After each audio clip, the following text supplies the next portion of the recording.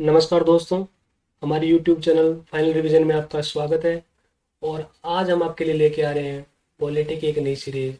Polity की इस नई सीरीज के अंदर हम जितने भी संविधान के महत्वपूर्ण प्रश्न हैं हम सबको MCQ की फॉर्म में देखेंगे।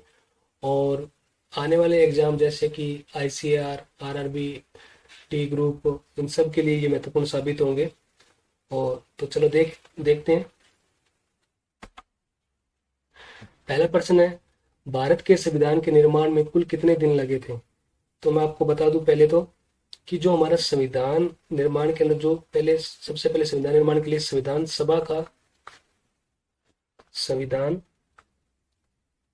संविधान सभा का निर्माण किया गया था। इस संविधान सभा का निर्माण किया गया था। संविधान सभा की जो सबसे पहली बैठक हुई थी वो हुई थी 9 दिसंबर 1946 को। और जब हमारा संविधान बनकर पूरा तैयार हो गया था वो हुआ था 26 नवंबर 1949 को। इस संविधान सभा की जब पहली बैठक हुई थी तो इस संविधान सभा के जो पहले प्रोटेम स्पीकर बनाए गए थे, जिसे अस्थायी अध्यक्ष बोलते हैं, प्रोटेम स्पीकर, वो बनाए गए थे सच्चिदानंद सिन्हा को। और जो स्थायी अध्यक्ष बनाए गए थे वो बनाए गए थे डॉक्टर राजेंद्र प्रसाद को। ठीक है। तो ये जो 9 दिसंबर से लेके 26 नवंबर 1949 के बीच में जो हमें दिन लगे थे, टाइम लगा था, वो लगा था 2 वर्ष 11 माह और 18 दिन। तो ये याद रखिए कि भारत के संविधान के निर्माण में इतने दिन लगे थे।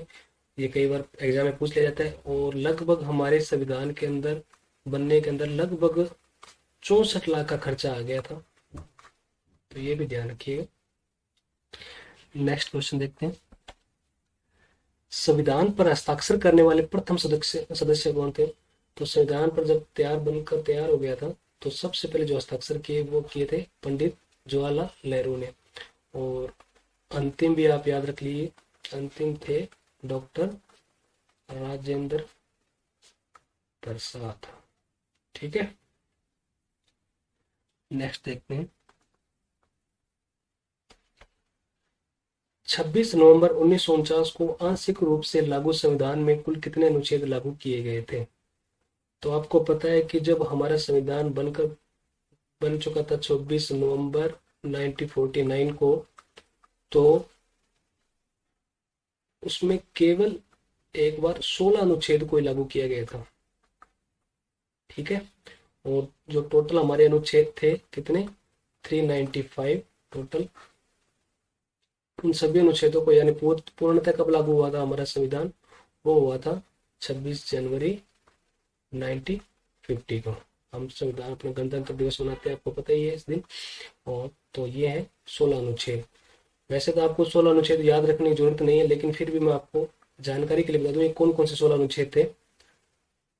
अनुच्छेद 5, 6, 7, 8, 9 और 60 और 324, 366, उसके बाद 367, फिर 379, फिर 380, और उसके बाद 388, 391, 392, 393 और 394। ये 16 अनुच्छेद थे जो 26 नवंबर 1949 को लागू किए गए थे।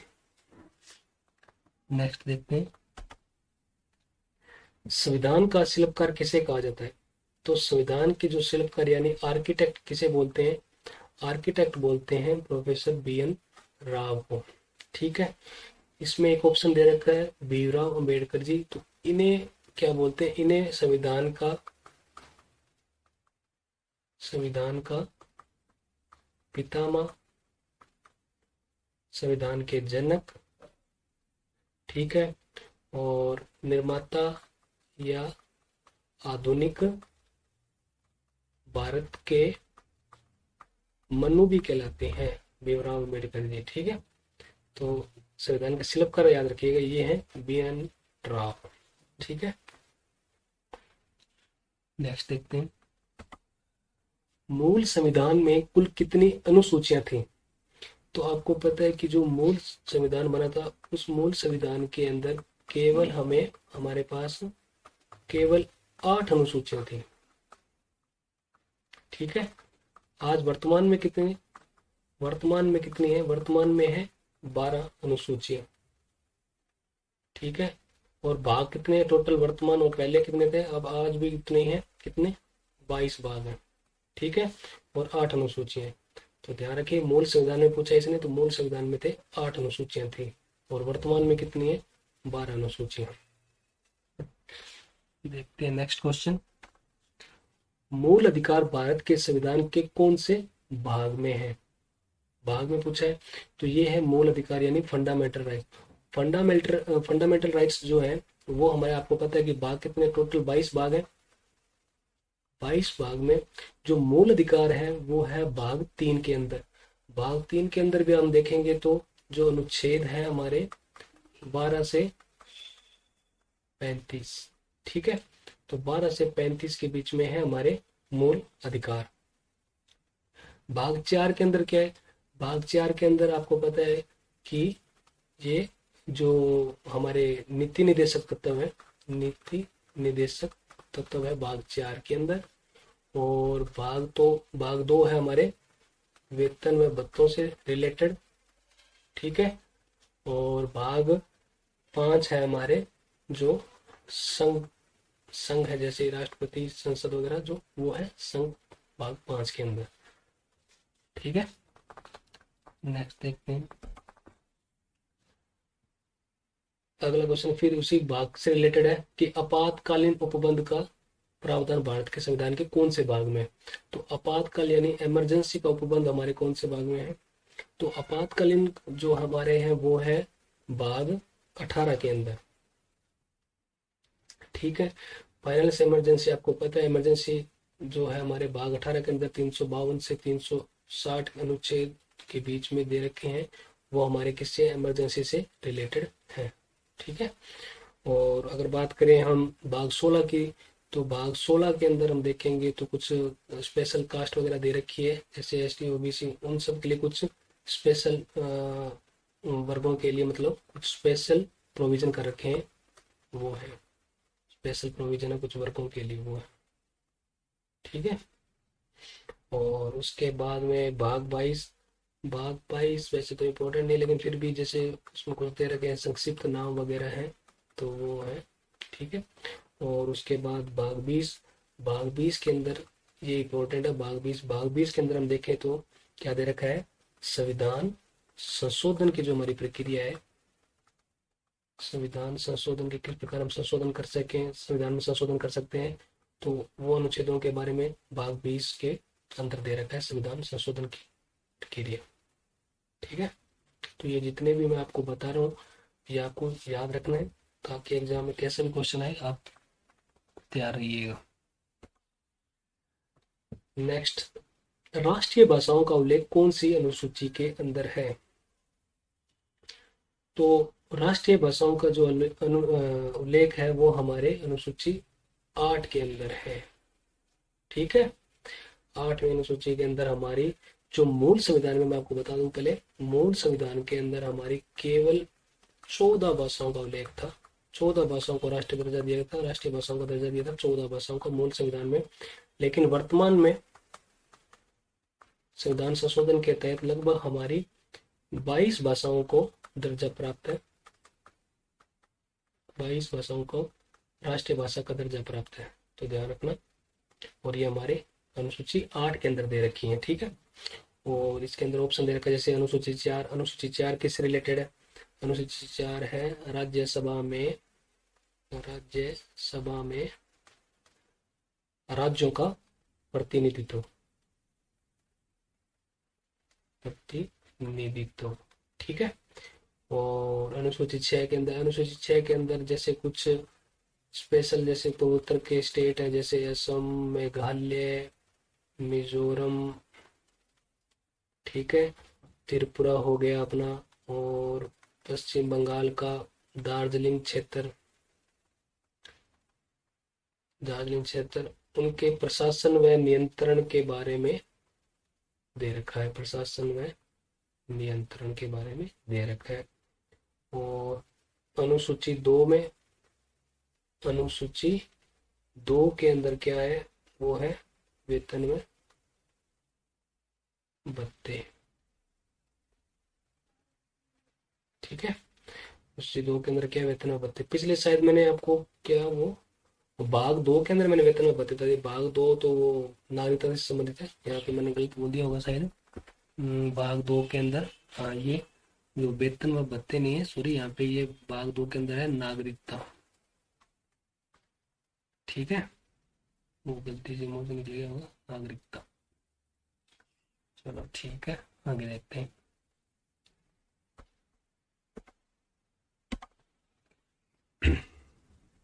मैथिली भाषा को राष्ट्रीय भाषा का दर्जा कौन से संविधान संशोधन के तहत दिया गया है? मैथिली भाषा का दर्जा जो हमें दिया गया है वो है 92वें संविधान संशोधन 2003। तो 92वें संविधान संशोधन 2003 के अंदर आपको कौन कौन सी भाषा को दिया गया दर्जा? एक तो हो गया मैथिली, ठीक है, एक हो गया संथाली, ठीक है, उसके बाद में एक हो गया बोडो, एक हो गया डोगरी। ये तो 92वें संविधान संशोधन 2003। और 21वें संविधान संशोधन के तहत कितने हो गए? केवल एक भाषा थी, वो थी सिंधी।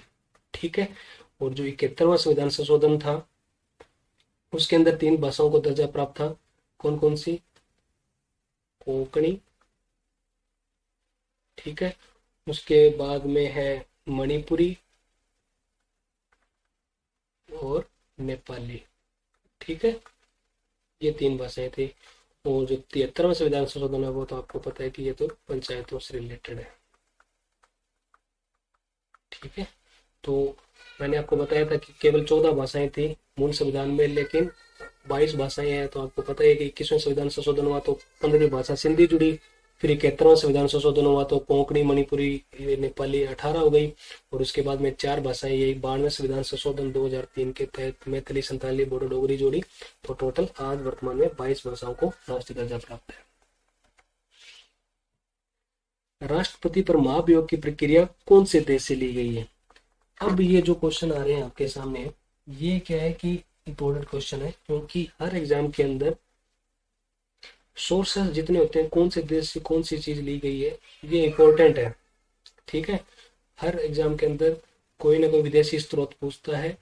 ठीक है, तो ये आपको याद रखने हैं। तो सबसे पहले अगर बात करें कि राष्ट्रपति और महाभियोग की प्रक्रिया, तो महाभियोग की राष्ट्रपति पर ये ली गई है अमेरिका से। ठीक है, अमेरिका से हमने कुछ और भी चीजें ग्रहण की गई है, इंपॉर्टेंट है, वो भी याद रखने का।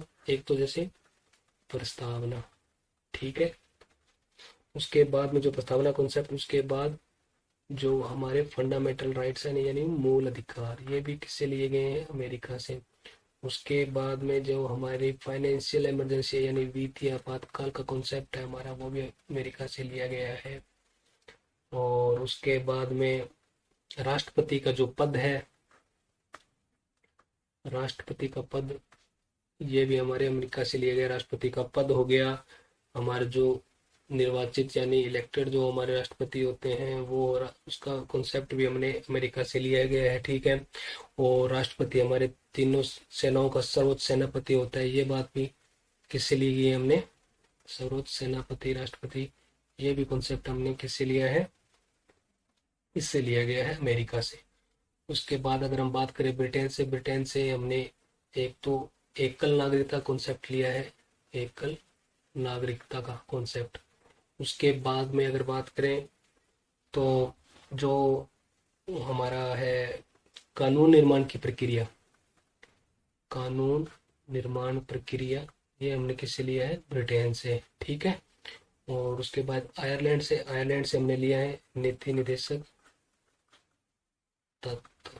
ठीक है, और उसके बाद में हमने लिया है, इंपॉर्टेंट ये याद रखना, राष्ट्रपति का जो निर्वाचक मंडल है, हमने राष्ट्रपति का निर्वाचक मंडल, ये कॉन्सेप्ट हमने किससे लिया? आयरलैंड से। ठीक है, और जर्मनी से हमने क्या लिया, जर्मनी से हमने जो हमारे आपातकाल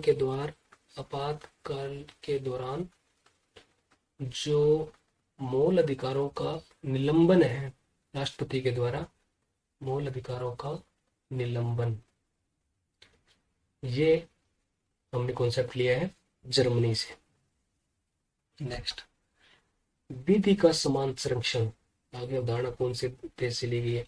विधि का समान संरक्षण, यानी विधि का समान संरक्षण का मतलब हो गया, इंग्लिश में याद रखने का आप, इक्वल प्रोटेक्शन ऑफ लॉ। ठीक है, क्योंकि दो चीजें एक जैसी हैं, एक तो विधि का समान संरक्षण हो गया, एक हो गया कानून के समक्ष समानता। कानून के समक्ष समानता, इसे बोलते हैं इक्वेलिटी बिफोर लॉ। ठीक है, तो ये इक्वेलिटी बिफोर यानी कानून के समक्ष समानता कॉन्सेप्ट है, ये हमने लिया है ब्रिटेन से। और विधि का समान संरक्षण, इक्वल प्रोटेक्शन ऑफ लॉ, ये हमने लिया है अमेरिका से। ठीक है, और इसके बाद में नेक्स्ट देखते हैं, नीति निर्देशक तत्व की अवधारणा कौन से देश से ग्रहण की गई है। तो हमने अभी अभी जिक्र किया कि जो हमारे डीपीएसपी हैं, direct principle of state policy, Ireland. ठीक है, तो ये नीति निर्देशक तत्व हमने आयरलैंड से लिए हैं, और आयरलैंड से हमने दो तीन चीजें और ग्रहण की है। एक तो कौन सा, राष्ट्रपति का, अभी अभी मैंने बताया, राष्ट्रपति का निर्वाचक मंडल। ठीक है, और उसके बाद में एक चीज और ली है, जो राष्ट्रपति द्वारा राज्यसभा में सदस्यों का मनोनयन करते हैं, सदस्यों का मनोनीत करते हैं ना, सदस्यों को मनोनीत करना, तो ये हमने कॉन्सेप्ट किसे लिया है, आयरलैंड से। ठीक है, और ब्रिटेन का मैंने बता दिया, एकल नागरिकता और इक्वलिटी बिफोर लॉ। ठीक है, और जो संसदीय शासन है, सबसे बड़ी बात है कि संसदीय शासन का भी जो हमने कंसेप्ट है, संसदीय शासन का कंसेप्ट हमने किससे लिया है, ब्रिटेन से।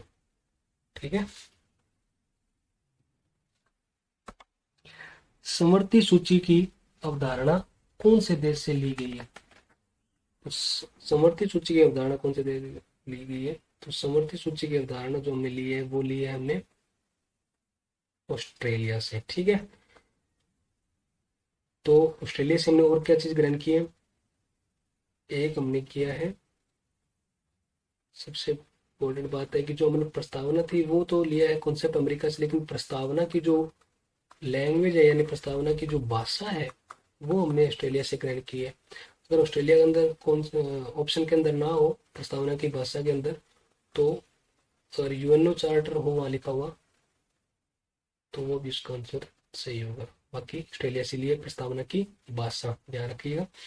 और ये समवर्ती सूची हमने देख लिया, और एक है freedom of trade and commerce, ये भी हमने कॉन्सेप्ट किससे लिया है, ऑस्ट्रेलिया से।